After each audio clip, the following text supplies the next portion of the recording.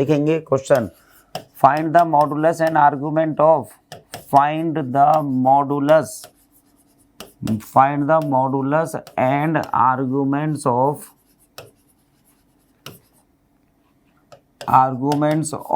Plus minus one plus minus iota. इनका modulus और argument बताना है भाई, plus minus one plus minus iota. हमने 4 कॉम्प्लेक्स फंक्शंस दिए हैं आपको। बेटा एक बात बताऊं, सुनो, एक का 4 फंक्शन दिए हैं।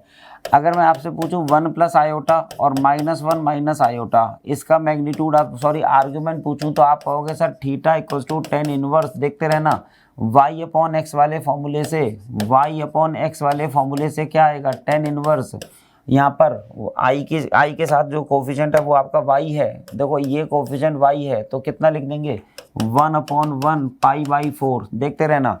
और इसकी वाली में बात करें तो ये -1 लिखा हुआ है, तो यहाँ से अगर मैं थीटा आपसे बात करूँ तो आएगा टेन इनवर्स, और y अपॉन एक्स से -1 अपॉन -1, देखो -1 अपॉन -1 ये भी बेटा π/4 आ गया। तो फिर आखिर कहाँ गलत हो गया, इसका मतलब ये फॉर्मूला ही सही नहीं है अगर आपको आर्गुमेंट निकालना है तो। जनरल सेंस में वो ठीक है कि थीटा बराबर tan inverse y upon x, लेकिन if you want to find the principal value of your arguments then this formula is not good enough. देखो एग्जांपल दिख रहा है, उस केस में भी आर्गुमेंट π/4 आ रहा है, इसमें भी π/4 आ रहा है, जबकि दोनों के अलग अलग आर्गुमेंट है। आपको मालूम है ये थर्ड क्वाड्रेंट में है, वो फर्स्ट क्वाड्रेंट में है, दोनों के एंगल अलग अलग होंगे, है ना। तो मतलब आखिर क्या गलत हो रहा है, यही हमें समझना है।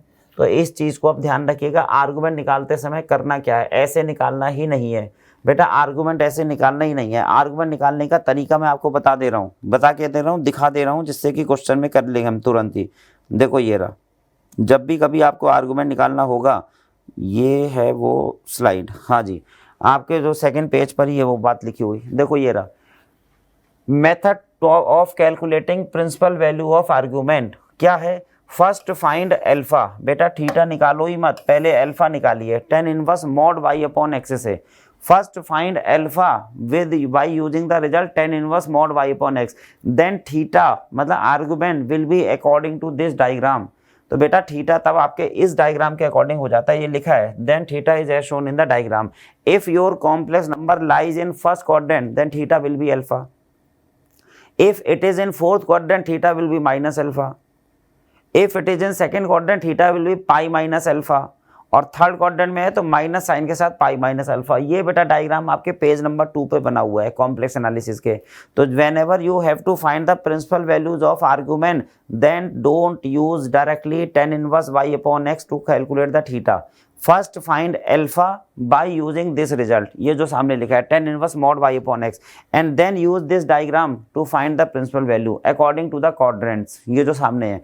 तो बेटा आप उस क्वेश्चन में जरा प्रैक्टिस कर लेते हैं इस चीज़ की। देखो यहाँ पर क्या है, 4 कॉम्प्लेक्स नंबर हैं, Z1 Z2 Z3 और Z4, ठीक। तो Z1 क्या है, 1 plus iota, 1 minus iota, -1 plus iota, -1 minus iota, ये है सामने अब चारों। अब इनके क्वाड्रेंट अभी डिसाइड कर लेते हैं, this lies in first quadrant, this lies in fourth quadrant, this lies in second quadrant, this lies in third quadrant.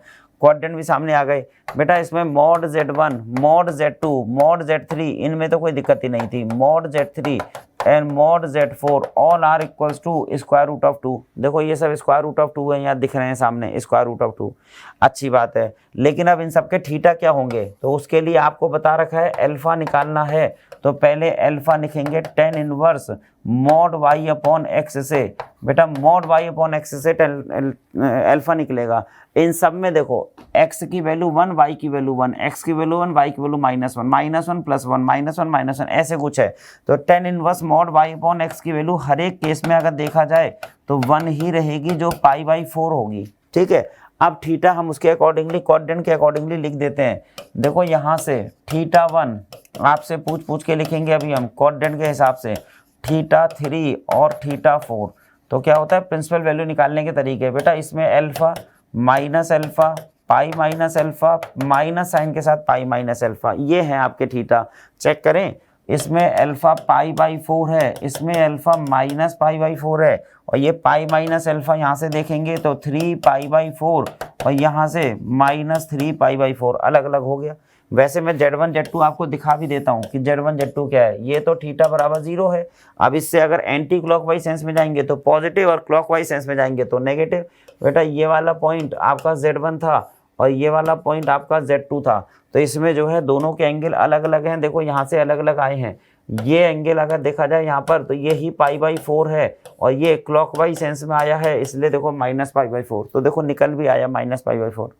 ठीक है ना। तो अलग अलग था देखो, जबकि पहले क्या लग रहा था, जबकि यहाँ देखो जो सीधे सीधे निकाल रहे थे दोनों जगह से π/4 आ जा रहा था। गलत था ना ये, तो इसलिए कहा था कि ये रॉन्ग है। ठीक, आप करिए नोट इसे। तो थीटा क्वाड्रेंट के हिसाब से निकल आता है।